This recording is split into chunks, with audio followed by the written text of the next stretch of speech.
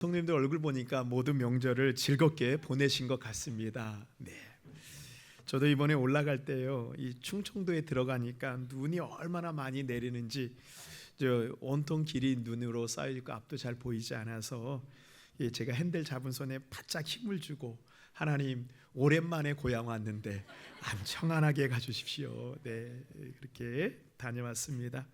요즘에는 제가 고향에 다녀오면 늘 느끼는 게 광양이 살기 좋은 곳이다. 저도 광양 사람 다 돼가는 것 같습니다. 우리 명절에는 가족들이 먼 길을 오고 가지요.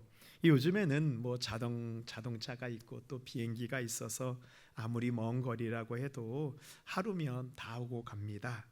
그런데 오늘 성경 말씀의 배경이 되는 이 구약의 시대에는 어떠했을까요? 그때에는 먼 거리를 가기 위해서는 하루가 아니고 몇 날 며칠을 걸어서 가야만 했습니다.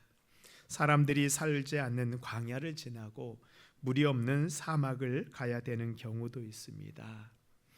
그 당시에 다른 곳에 다른 지역에 갈 때에는 그 지역에 있는 사람들의 도움을 받지 않고는 긴 여행을 하는 것이 불가능하였습니다. 그래서 꼭 어디를 갈 때 그곳에 있는 사람들의 도움을 받아야 됩니다. 그래서 내가 여행을 할 때 다른 사람의 도움을 기대하는 것 같은 마음으로 우리 마을을 지나가는 나그네들이 있으면 그냥 보내지 않고 돌봐주는 그런 풍습이 있었습니다. 지금도 중독 사막에 살고 있는 베두인족들은 나그네를 극진히 대접하는 그런 풍습이 있습니다.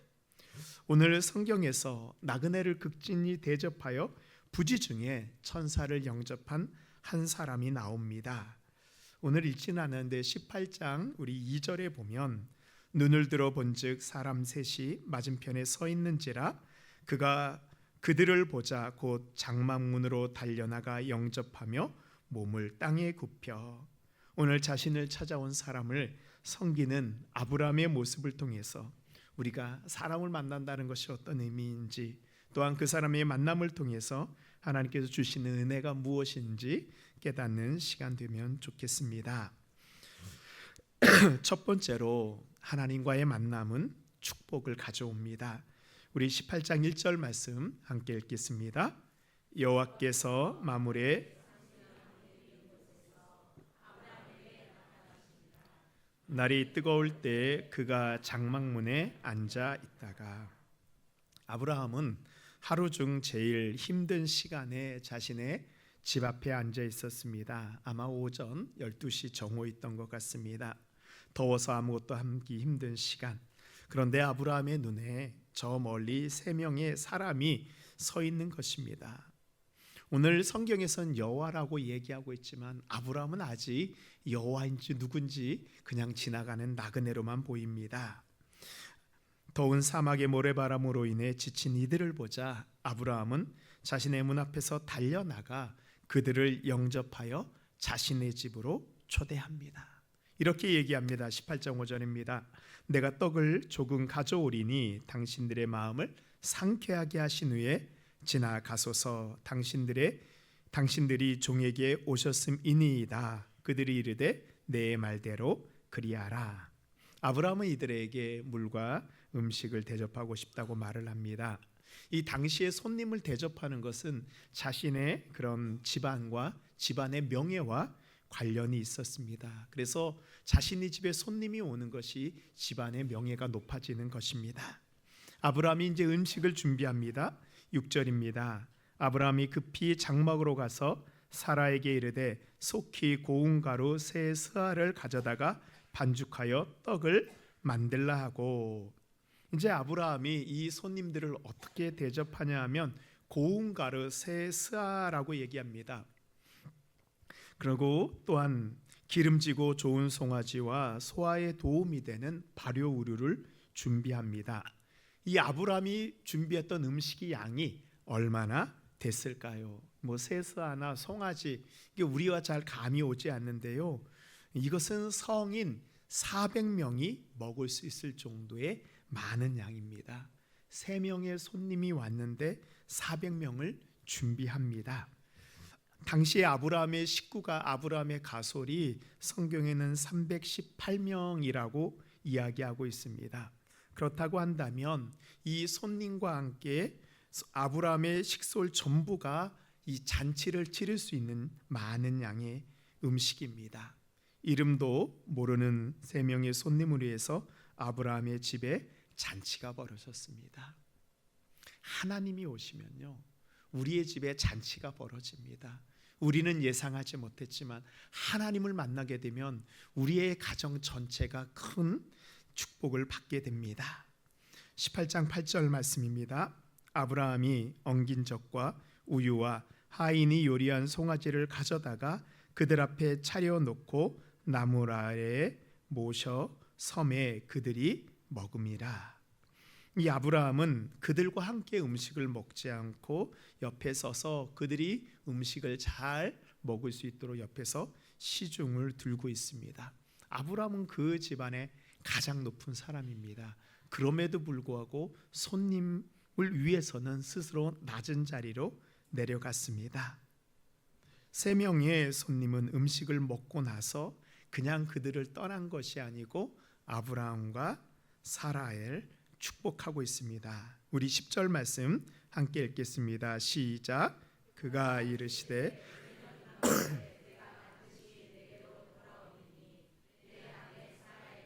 아들이 있으리라 하시니 사라가 그 뒤 장막문에 들었더라. 아멘. 아브라함이 오늘 말씀에서 한 것은 하나예요. 손님을 극진히 대접한 것입니다. 그러나 그들은 이 아브라함의 섬김을 통해 하나님의 축복을 아브라함 가문에게, 아브라함 가정에게 전하고 있습니다. 만남이 축복을 가져왔습니다. 한번 저를 따라해 보시죠. 만남이 축복입니다. 만남이 축복입니다. 아브라함의 인생을 살펴보면 아브라함이 복을 받는 순간들이 있었어요. 그런데 그 복을 받는 그 순간 뒤에는 무엇이 있었냐? 꼭 만남이 있었습니다. 아브라함이 동방의 왕들과 전쟁을 하고 돌아왔을 때 하나님의 제사장 멜기세덱을 만납니다. 그때 아브라함이 어떻게 했죠? 자신의 것의 10분의 1을 드리고 멜기세덱을 통하여 축복을 받게 됩니다. 히브리서 7장 6절에 이렇게 이야기하고 있습니다. 레위 족보에 들지 아니한 멜기세덱은 아브라함에게서 10분의 1을 취하고 약속을 받은 그를 위하여 복을 빌었나니. 아멘. 아브라함은 자신의 인생을 통해서 알고 있었어요. 누구를 만났을 때 그 만남을 통해서 하나님이 나에게 축복을 전해 주었다. 우리도 매일 수없는 만남을 갖습니다. 그런데 그 만남이 얼마나 소중한지 잘 모를 때가 있습니다. 만남을 소중히 여길 때 하나님의 축복이 우리에게 임하게 됩니다. 저도 교회에 있으면 우리 택배 오시는 기사님이나 아니면 우체국 집배원들이 자주 오게 됩니다. 이제 제가 1층에 있다 가끔 그분들을 만나게 되면 음료수 한 잔이라도 대접하려고 합니다. 그분들이 우리 교회에 오시는 귀한 손님으로 우리가 여기고 그런 마음을 가질 때요, 그때 그분들이 마음의 문이 열리게 됩니다. 예전 제가 사역하던 교회에서요, 이게 제가 전도를 한 적이 있습니다. 목사가 전도하기 힘든 거 아시죠? 네, 제가 전도를 한 번 했습니다. 어떤 분이었냐면 교회에 이제 물건을 가지고 오는 택배 기사분이었습니다. 이제 교회에 무거운 물건을 들고 오면 같이 들어주기도 하고 시원한 음료수도 대접하였더니 그렇게 몇 번 하면서 서로 안면도 트게 되고 마음속 이야기도 하면서 이제 그분의 마음의 문이 열려서 함께 신앙생활을 잘 하였습니다. 성경에서는 만남의 소중함을 이렇게 말씀하고 있습니다. 우리 히브리서 13장 2절 함께 읽도록 하겠습니다. 접하기를 잊지 말라. 아멘. 무엇보다도 우리가 하나님과의 만남이 있어야 됩니다. 하나님의 만남은 우리에게 축복을 허락하여 줍니다. 하나님께서는 우리의 인생을 축복하기 위해서 우리에게 찾아오시는 분입니다. 우리가 함께 살펴본 것 같이 하나님께서 아브라함과 사라에게 아들이 있을 것을 말하자 사라는 어떻게 했지요? 축복이 임했는데도 그 축복을 신뢰하지 못하였습니다. 왜냐하면 이미 아브라함과 사라는 나이가 많아 늙었기 때문입니다. 자녀를 생산할 수 없습니다. 사라가 하나님을 신뢰하지 못하자 하나님이 말씀하십니다. 18장 14절 말씀입니다. 여호와께 능하지 못한 일이 있겠느냐? 기한이 이를 때 내가 내게로 돌아오리니 사라에게 아들이 있으리라. 아멘. 여호와께 능하지 못한 일이 있겠느냐? 하나님을 신뢰하지 못하는 사라에게 하나님께서는 여호와께 능하지 못한 일이 있겠느냐라고 반문하시며 여호와 하나님이 모든 것을 할 수 있는 분임을 이야기하고 있습니다. 만일 하나님께서 우리를 찾아오셔서 우리에게 이렇게 질문하신다면 여러분은 어떻게 대답하시겠습니까? 여호와께서는 모든 일을 할 수 있는 분입니다 라고 우리는 대답할 수 있어야 됩니다. 우리가 하나님을 신뢰한다면요, 하나님이 우리에게 물으신 이 질문에 우리의 구체적인 필요를 넣어서 한번 질문해 보면 어떨까요? 내 인생에서 지금 주님께 어려운 일이 있을까요? 주님께서는 우리의 인생 가운데 못하실 일이 없습니다. 지금 내가 겪고 있는 문제가 주님께 어려운 일일까요?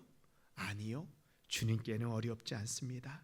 지금 나의 육체의 연약함이 주님께서 고치기 어려우실까요? 주님께서는 능히 고치실 수 있습니다. 지금 나의 상황을 주님께서 바꾸지 못하실까요? 아닙니다. 주님께서는 바꾸실 수 있습니다. 믿음은 하나님이 나와 함께 하시면 내가 모든 것을 할 수 있는 것을 신뢰하는 것, 이것이 바로 믿음입니다. 그 믿음을 우리가 가지게 될 때 우리의 삶에 하나님의 복이 임하게 됩니다. 여러분들은 누구를 만나고 계시고 그 사람은 누구입니까? 때로는 그 사람이 여러분을 힘들게 할 수도 있습니다. 그러나 믿음의 눈으로 보면 그 사람은 하나님께서 나에게 보내준 사람입니다. 우리가 그것을 믿고 그 사람을 영접하고 대접하게 될 때 그 사람을 통하여 하나님의 축복이 우리에게 임해야 됩니다. 또한 우리는 누구보다도 하나님과의 만남을 가지기 위해서 노력해야 합니다. 하나님이 언제 우리를 만나 주시며 언제 우리의 삶에 역사하실까요? 우리가 하나님을 만나게 될 때 또한 하나님의 축복이 우리에게 임하는 것을 우리는 믿어야 합니다. 두 번째로, 하나님을 만나면 우리가 볼 수 없는 것을 보고 비전을 품게 됩니다. 하나님께서는 아브라함을 만나고 나서 앞으로 하나님께서 하실 일을 아브라함에게 이야기해 주십니다. 이것을 다른 말로 비전이라고 합니다. 비전은 내가 알지 못했던 것, 보지 못했던 것을 깨닫고 보는 것입니다. 하나님께서 죄악이 가득 찬 소돔과 고모라를 심판하러 가시려고 할 때 하나님이 아브라함에게 자신의 속마음을 털어놓습니다. 우리 17절 말씀 함께 읽겠습니다. 여호와께서 이르시되 내가 하려는 것을 아브라함에게 숨기겠느냐. 아멘. 여기서 숨긴다라는 이 단어는 히브리어로 카사라는 그런 단어를 사용하고 있습니다. 이 카사는 무엇을 덮어서 그 안에 있는 것이 보이지 않게 한다라는 그런 의미입니다. 하나님의 계획이 보이지 않도록 덮어져 있습니다. 소돔과 고모라를 심판하는 것은 하나님의 고유한 권한입니다. 이것을 누구에게 이야기할 필요가 없습니다. 하나님이 보시고 결정하고 행하시면 끝나는 일입니다. 그러나 이 중요한 결정을 할 때 하나님의 숨겨져 있는 이 계획을 누구에게 이야기하시죠? 아브라함에게 이 덮어져 있는, 숨겨져 있는 하나님의 계획을 보여주십니다. 우리가 이 말씀을, 이 창세기 18장 19장을 좀 주의 깊게 읽게 되면 우리가 느껴지는 부분이 있어요. 하나님은 당신의 계획을 아브라함과 상의하고 있는 것 같습니다. 또한 아브라함이 하나님에 대해서, 하나님 의인이 몇 명이 있으면 소돔과 고모라를 멸망시키지 않겠냐고 하는 장면을 보면요, 하나님이 아브라함과 이 심판의 계획을 함께 의논하고 상의하는 것처럼 보입니다. 우리가 성경을 읽으면서 느끼는 것은 하나님께서는 일방적으로 당신의 계획을 행하시는 것이 아니라 우리를 당신의 대화의 상대로 인정하시고 우리와 함께 하나님의 계획을 이루어 가신다는 겁니다. 출애굽기에서 이 모세가 하나님의 부름을 받아 바로의 왕 앞에 나아갈 때의 일입니다. 그때 모세가 하나님한테 그렇게 얘기합니다. 하나님, 저는 말을 잘 하지 못합니다 라고 하나님께 얘기하니까 하나님께서 모세의 말을 듣고 어떻게 하세요? 괜찮다, 아론을 너를 위해서 준비해 주셨다. 이 하나님께서는 일방적으로 모세를 밀어붙이지 않았습니다. 모세가 그 일을 감당할 수 있도록 모세의 마음을 헤아려 주셨습니다. 오늘 우리가 읽은 말씀이 이 다음에 19장에 보면 소돔과 고모라가 멸망할 때에도 이 롯이 소돔과 고모라를 빠져나가는데요. 너무 멀어서 하나님, 내가 이 유황에 내가 죽을 것 같습니다. 하나님, 나를 저 소알까지만 가게 해 주십시오 라고 하자 하나님이 어떻게 해요? 이 롯의 요청도 들어주십니다. 하나님이 일방적으로 결정하지 않습니다. 우리가 하나님의 계획에 동참할 수 있다면 그것이 얼마나 놀랍고 신나는 일일까요? 하나님께서는 우리를 하나님의 계획에 함께 동참시켜 주시고 우리를 동역자로 부르셨습니다.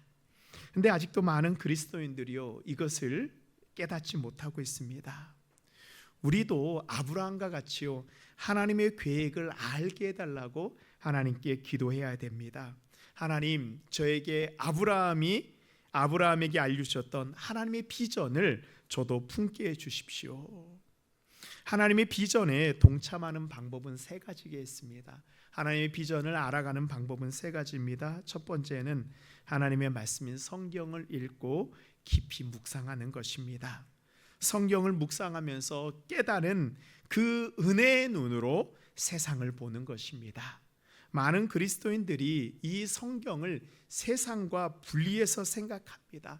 성경은 성경이고 세상은 세상이고.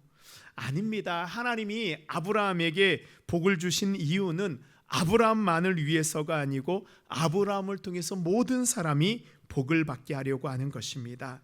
우리가 성경을 읽고 하나님의 비전을 깨닫는 이유가 바로 성경 속에 세상을 구원하는 하나님의 계획이 들어가 있기 때문입니다.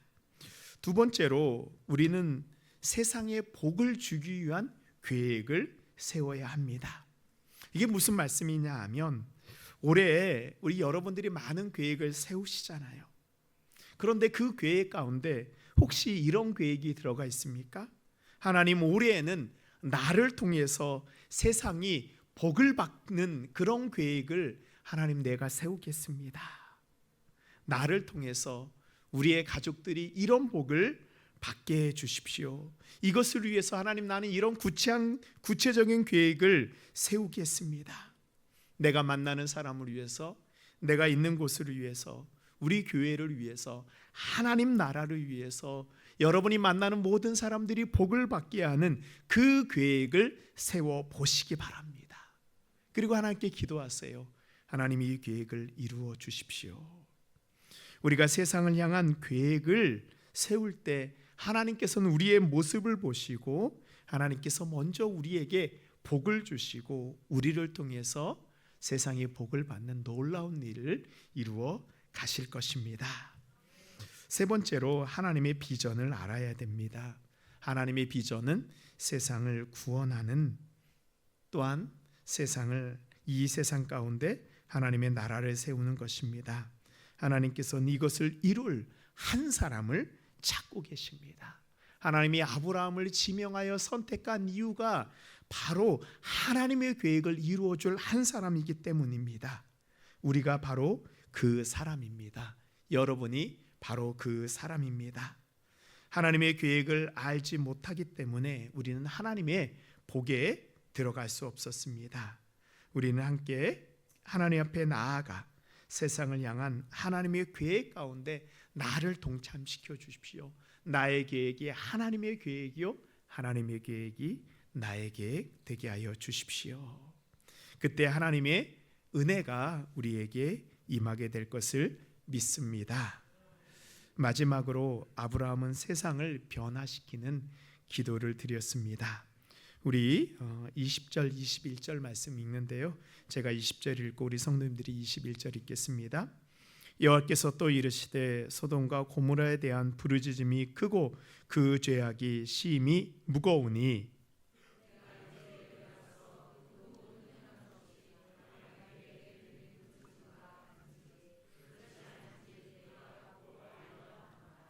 아멘. 하나님이요, 이 소돔과 고모라가 얼마나 큰 죄악인지 하나님에게 들렸다고 합니다.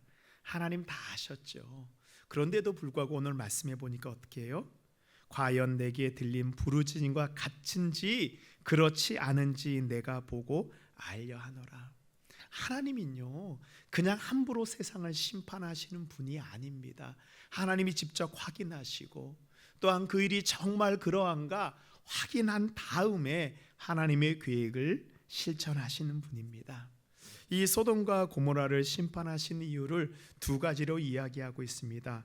먼저는 부르짖음이 크다라고 말씀하고 있습니다. 이 부르짖음은 약한 자들의 부르짖음입니다. 가난하고 어려운 사람들의 단원입니다. 두 번째는 죄악이 심히 무겁기 때문이다라고 얘기하고 있습니다. 이 소돔과 고모라의 죄악과 음란함이 극에 달하였습니다. 오늘 읽은 말씀 말고 다음 장 19장에 가면 이 세 명의 천사가 소돔과 고모라에서 이 소돔에 있는 롯의 집에 들어갔을 때의 일입니다. 19장 4절에 보면 그들이 눕기 전에, 이건 천사들입니다.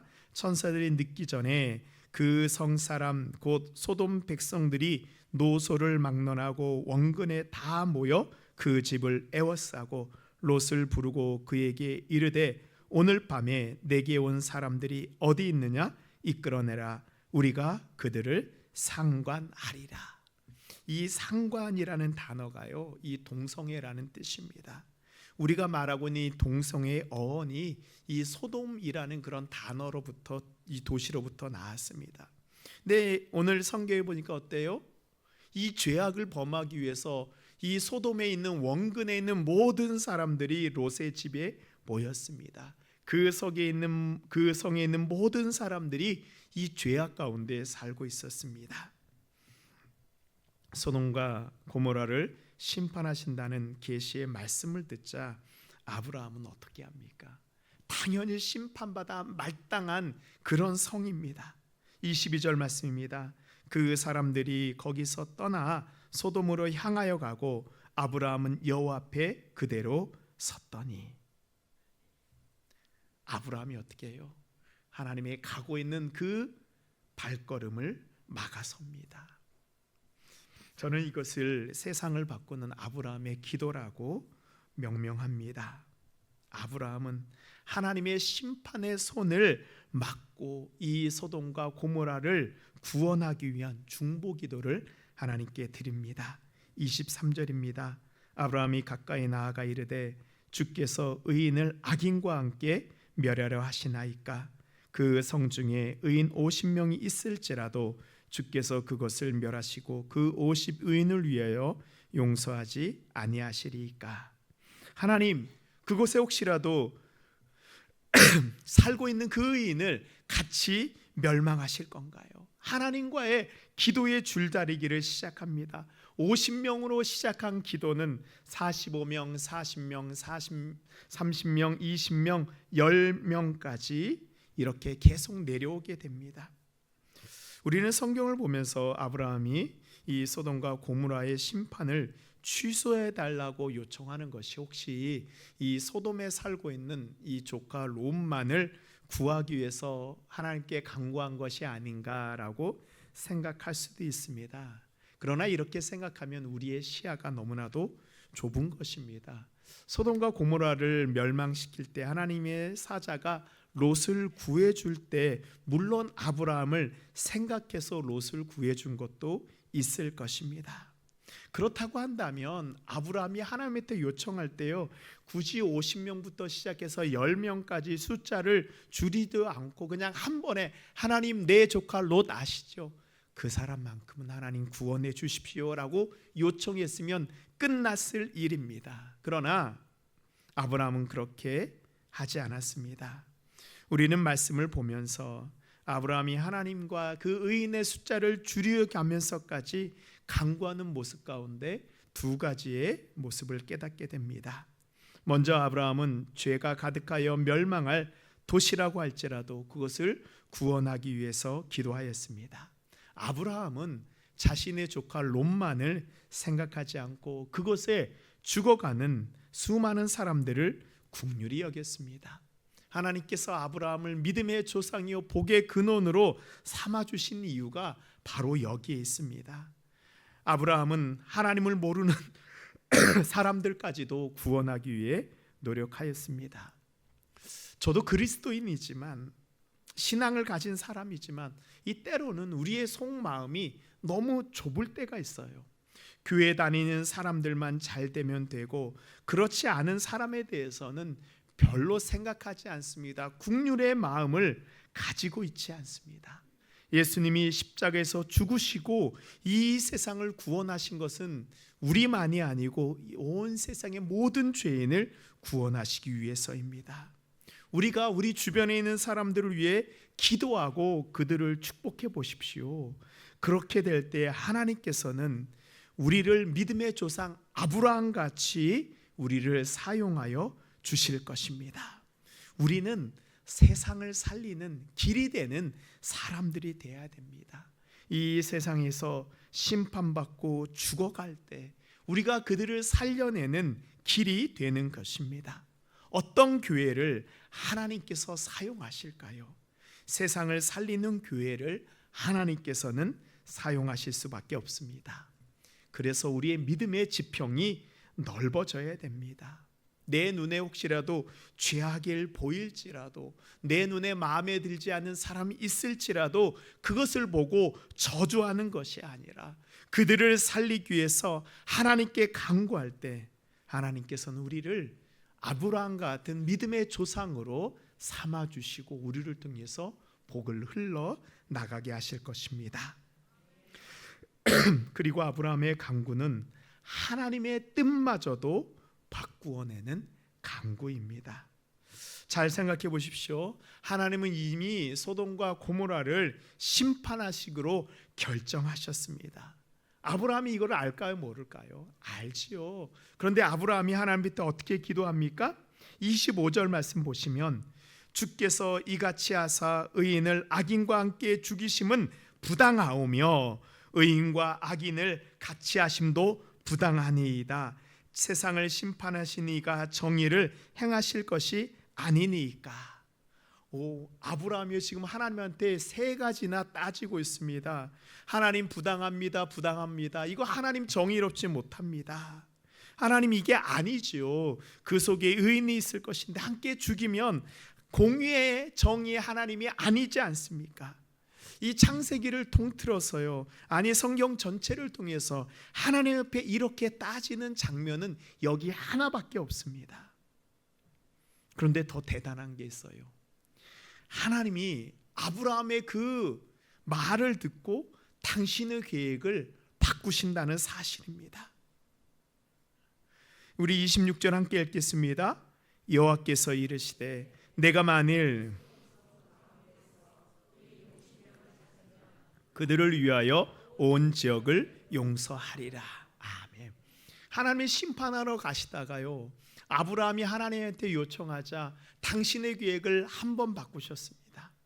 그런데 우리가 오늘 성경에 읽은 것 같이 아브라함이 요청할 때마다 하나님의 계획을 바꾸셨어요. 몇 번이나 바꾸셨습니까?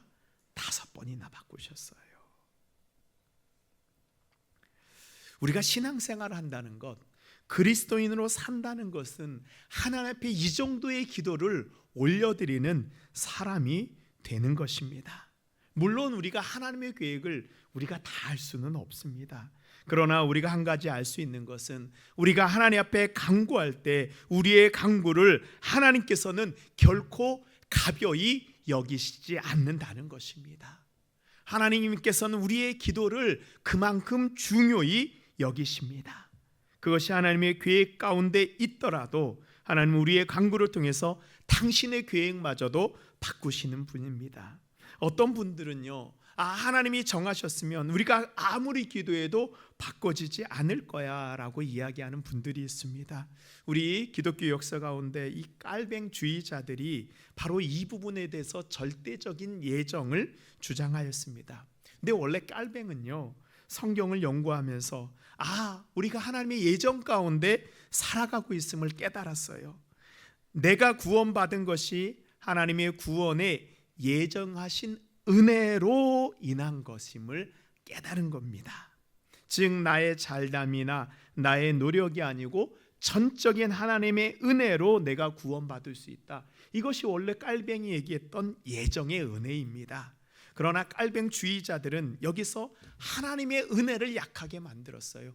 우리를 구원하시고자 하는 하나님의 은혜보다 구원받을 사람을 이미 정했다는 거기에 더 초점을 두다 보니 구원받을 사람은 어떻게 해도 구원을 받고 저주받을 사람들은 아무리 노력해도 저주받을 수밖에 없다라고 이야기하고 말았습니다. 오늘 말씀을 통해서 우리가 깨닫는 것이 있습니다. 하나님의 계획하신 가운데 우리의 간구가 포함될 수 있다라는 사실입니다. 우리가 하나님을 바꾸려고 하는 것이 아니라 하나님의 계획 가운데 우리의 간구가 함께 들어가 있는 것입니다. 저도 우리 교회와 성도들을 위해서 기도할 때요, 이성적으로 생각하면 아무리 기도해도 안 되는 기도 제목들이 있습니다. 이건 기도해도 안 되는 거야. 어쩔 수 없어. 그러면 기도하지 말아야 될까요? 안 되는 거니까 기도하지 않아야 되는 것인가요? 그런데 왜 우리가 계속 기도해야 할까요? 저 사람은 아무리 기도해도 변하지 않을 것 같은데, 아무리 기도해도 문제가 해결되지 않을 것 같은데, 아무리 기도해도 이것이 낫지 않을 것 같은데, 그럼에도 불구하고 우리가 기도해야 되는 이유가 있습니다. 기도의 결과가 이미 정해져 있다라는 것, 이것은 우리의 교만입니다. 하나님은 기도를 그렇게 만들지 않으셨습니다. 하나님이 기도를 우리에게 주시고 그 기도를 시키신 이유는 우리의 기도가 하나님의 계획 가운데 함께 하신 것을 하나님 우리에게 알려주시고 위에서 기도를 주셨습니다. 아브라함이 어떻게 해요? 50명에서 10명까지 5번이나 하나님께 끈질기게 간구하였습니다. 그러나 하나님은 한 번도 아브라함의 기도를 무시하지 않고 당신의 계획 가운데 아브라함의 기도를 포함시켜 주셨습니다. 사랑하는 성도 여러분, 우리가 오늘 말씀을 통해서 받아야 될 축복이 바로 이것입니다. 우리의 기도가 하나님의 계획 가운데 있는 것을 믿으시기 바랍니다. 아멘. 우리의 기도가 이 세상을 바꿀 수 있다는 것을 믿으시기 바랍니다. 아멘. 우리가 세상을 위하여 기도하고 때로는 불가능해 보이는 것을 붙잡고 기도하는 것처럼 느껴질지라도 하나님은 우리의 기도를 당신의 계획 가운데 함께하여 주십니다. 올해 우리의 기도가 어떤 기도가 되어야 될까요? 하나님의 계획 가운데 들어가는 기도를 하시기 바랍니다. 여러분의 기도로 세상을 바꾸는 우리 모든 성도님들 되실 것을 믿습니다. 아멘.